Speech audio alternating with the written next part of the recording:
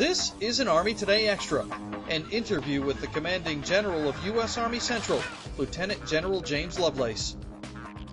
When you took command in December of ARCENT, in your opening salvo, you put out that every ARCENT soldier is a leader. Can you let us know why you started off that way? Sure. What I meant by that is that basically everybody in that organization contributes to the team's effort. I don't care how junior you are. I don't care when you join the organization, whether you're the most junior-ranking individual, you have a part to play, and I want them to understand that. ARCENT has a multi-hatted identity. Army Central Command, along with 3rd Army, along with the Coalition Forces Land Component Command, how do they work together to complete the mission? For a long time, what we've had was just one command, and it was basically a organization that was built to do Title X functions. Well, now what happens is that you have a command that's multi-hatted. It can not only do the Title X functions, direct report back to the larger Army, but it also has an operational capability. And so that operational capability is what people associate with being the Combined Land Forces Component Commander. Really now it's almost like being a Joint Task Force headquarters. And so you're able to do full spectrum operations. You mentioned full spectrum capability. The Army is about to release, or is preparing to release FM 3-0. Your job before Commander of ARCENT was the Army's operations officer. With that background, can you give us an idea of how full spectrum capability will now be involved in ARCENT? Sure. Hey, we built an Army for the longest time that was narrowly focused on what was called high-intensity combat.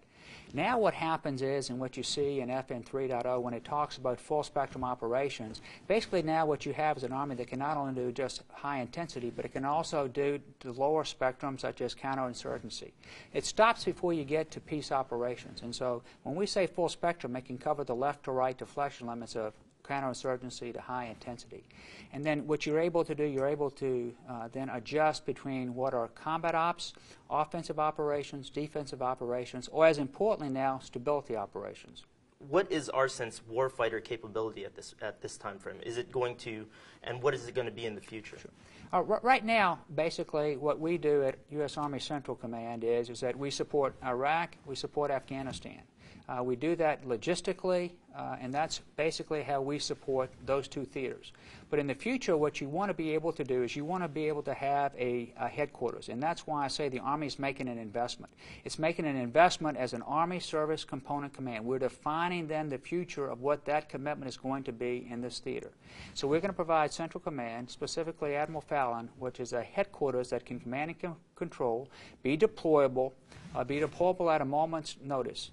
Now we're already forward deployed, but at the same time, what we're going to be able to do is, in the event that something else happens inside the CENTCOM AOR, it is the most dynamic area of operation that we have, not just because of Iraq and Afghanistan, because the entire region. Can you give us any detail on how big that force would be for ARCENT?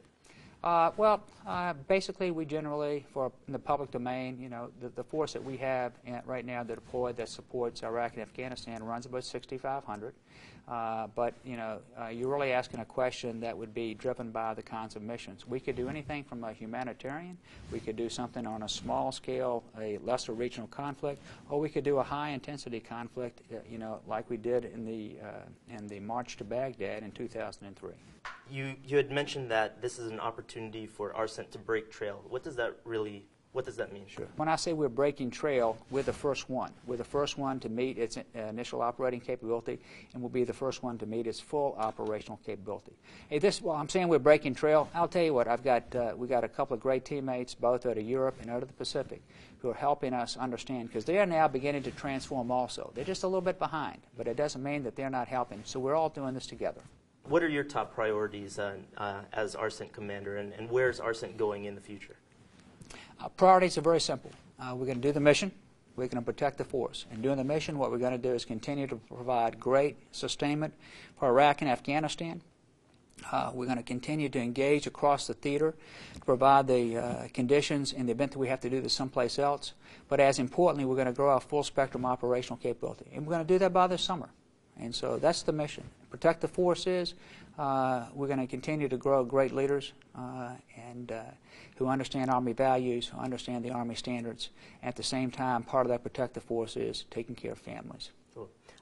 My last question, sir, is concerning training in Kuwait, Camp Udari and places like that. Are there any changes that the troops can expect over the next couple years, or is there any new direction going on with training in that area?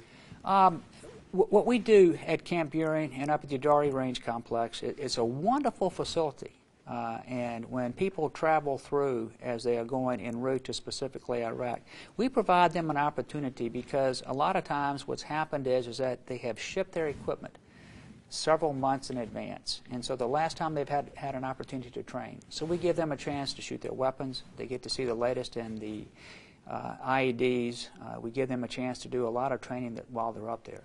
And all I would hope that they understand is we'll provide them the greatest training platform. So just prior to crossing the berm, going north, they have confidence in themselves and their equipment and in their leaders.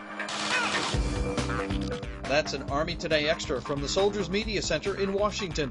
For the latest military news and information, go online at Army.mil.